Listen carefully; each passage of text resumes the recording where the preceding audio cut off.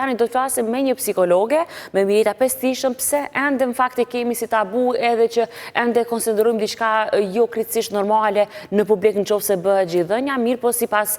gjitha diskutimet të cilat do t'i bëjmë, ne tani do t'i kuptojmë përmes Miretës, të cilën e kemi në një bisedë me Viber. Mireta, mirëmëngjesi, shpresoj që e keni nisë javën mirë. Mirëmëngjesi, Beshoana dhe Agnisa, faleminderit shumë për ftesën. Faleminderit ty që je bashkë me neve. Atëherë, më trego pak, besoj që i ke pa videot edhe fotografit cilat kanë qenë, madje është komentuar edhe nga Ministja e Drejtësisë, ish Ministja e Drejtësisë, nuk i di nëse do të jetë në ardhe prapë, Arbolina Haxhiu, si e ke parë atë video, atë fotografi? Në fakt e thash shumë mirë edhe Agnesa që në vendin tonë është një hapësirë domethënë e pushimit të lehonis, edhe pse unë mendoj që nuk është i mjaftueshëm sikur në vendet e tjera, i cili në disa raste zgjat edhe në 3 vjet, kur në atë moshë konsiderohet që fëmia është i ndarë domethënë nga xhiri dhe ka një pjekuri emocionale për të vazhduar pastaj nëna në punë dhe fëmiu me aktivitetet të cilat janë kopshtet, qertat e këto. Mirë po, në vendin tonë domethënë hapësira e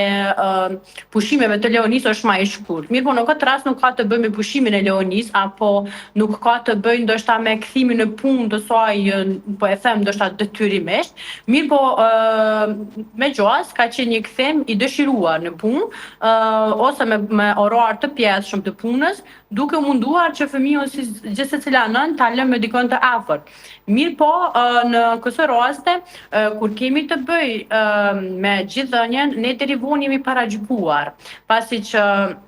kemi paragjykuar nëse kemi dalë dikon me fëmijë dhe kemi praktikuar gjithdhënien në kafe, në restorant, apo qoftë ndoshta në park apo kudo qoftë, jemi paragjykuar për shkak që ende është një tabu, ndoshta edhe e konsiderojmë ndoshta një marrë në vendin tonë kur fëmiu ushqehet me gjë, domethënë në sy të tjerëve. Në shumë raste edhe brenda familjes e kanë këtë tendencë që nënat në momentin e gjithdhënies të kalojnë një dhomë tjetër apo të mbulohen tek pjesa që asesi mos të shihet fëmiu duke pirgji. Mirë po, në fakt në vendet e tjera është shumë e normalizuar. Mendoj që këtu duhet të normalizohet për arsye se gjithdhënia nuk është një tendencë për të vënë pa ndoshta po e them pjesën trupore të një femrës, mirë po gjithdhënia është një proces i cili thjesht është i nevojshëm për të dy palët, domethënë është një nevojë thelbësore e fëmijës. Kështu që duhet të ndodhë në çdo vend ku fëmiu e ka kohën për të ushqyer, pavarësisht se ku jemi. Ndoshta në punë është pak më tabu, po e them, për arsye se e dim që vendi i punës ka disa limite, mirë po, nëse veç ka qenë arsyeja të cilën është dhënë edhe nga personi në fjalë, atëherë mund të themi që ndoshta e ka normalizuar këtë pjesën e gjithdhënies dhe nënat e reja në ditët e sotme ndoshta e kanë një mesazh që është shumë normale që gjithdhënia të ndodhë në atë moment që fëmiu ka të nevojshme që të ushqehet. Po Mireta, po si mendon, a jemi ne gratë ato të cilat vetë se duhet me normalizu këtë çështje, sepse nga njëherë mendoj që ne vetë e bëjmë ndoshta edhe në një situatë të tillë, sepse vazhdimisht siç e thatë edhe ju, mbulohemi ose ndoshta e ndrojmë edhe dhomën pikërisht për të bërë procesin e gjithdhënies, kur ne në fakt po e bëjmë thjesht ushqyerjen e bebit edhe që është krejtësisht normale, sikurse edhe ne ushqemi. Beshoana, ndoshta kjo pjesa që ne mbulohemi dhe pjesa që ne konsiderojmë ndoshta si marrë të ushqejmë në një vend ku është dhe një person tjetër, po e them ndoshta një person tjetër i panjohur ose dikush jashtë familjes, është që ne kemi modeluar nga nënat tona, sepse në fakt nënat tona kanë jetuar në një epokë ndoshta kur ne kemi qenë të para luftës dhe të pas luftës, ku kemi qenë fëmijë të cilët i kemi pa nënat tona duke u fshehur, po e them kështu bukfalesht, në momentin e gjithdhënies. Kështu që përderisa ne jemi rritur me këto pamje, jemi rritur me këtë vizualitet që të shohim nënat tona duke u fshehur apo duke u mbuluar tërësisht në momentin që jepet gjë fëmijët, natyrisht që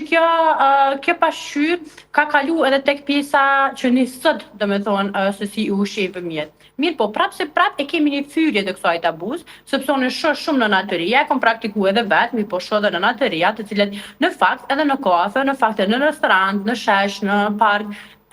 i ushqejnë fëmijët e tyre me gjë. Sa janë të shumta apo të pakta, këtu nuk e dim, mirë po prapë në krahasim me kohët më të hershme, po e flas edhe në periudhat para 5 viteve, me sot kemi një ndryshim, që nënat thjesht po fokusohen tek mirëqenia e fëmijët, tek ajo se çka është e nevojshme për fëmijën mental dhe jo në tendencën se çka të tjerët thonë apo çka të tjerët shohin. Po Mirita, në fakt edhe unë jam plotësisht dakord me ty dhe po shpresoj në fakt që dhe kjo qasje të ndryshoj tek ne edhe që më këto fotografi sado që janë të bukura, gjithsesi kur bëhen në një lloj forme ndoshta që merr një shpërndarje kaq të madhe, aty e kupton se sa me të vërtetë ne kemi nevojë që shpesh herë të shohim pamje të tilla, sepse na duket sigurisht se po ndodh diçka për herë të parë. Po, Besjana, ne duhet thjesht prindërit, po e tham, ndoshta vetë ne duhet të t'i tregojmë fëmijëve tonë që sidomos tek pjesa e femrave, po dhe tek meshkujt që të mos paragjykojmë kur shohim një femër duke dhënë gji dhe tek femrat që bëhen në nëna në një të ardhme, ti edukojmë që është më së normale të jepë gjin në atë moment që fëmia e ka të nevojshëm. Sepse ne shumë shpesh, më ka ndodhur dhe mua në raste se i kam pa duke nëna duke dhënë gji në vendet publike, mirë po dhe nënat të cilet i kanë dhuru fëmijët e tyre duke quajtur apo kanë përgatitur shumë ndoshta po e them formul për të ushqyer fëmijët dhe mos të praktikojnë gjithënjen, e cila unë e konsideroj një gabim, sepse në ditët e sotme nëna ka nevojë që të dalë pas lindjes, nëna ka pas nevojë gjithmonë, po në ditët e sotme janë të vetëdijshme nëna që duhet të dalin për shkak të depresionit postnatal, për shkak të gjithë gjë e cila na vije pas lindjes dhe unë e konsideroj më së normale një nënë e cila thjesht është në një vend publik dhe thjesht e ushqen fëmijën e saj me gjë. Mirita, faleminderit shumë për këto këshilla edhe për kohën që e patë, sepse dita ne në 8 veci fillon edhe seancat e tua bashkë me fëmijët cilët marrin trajtim nga ana juaj. Faleminderit edhe një herë për kohën. Faleminderit juve, shëndet. Faleminderit gjithashtu edhe ju. Faleminderit shumë.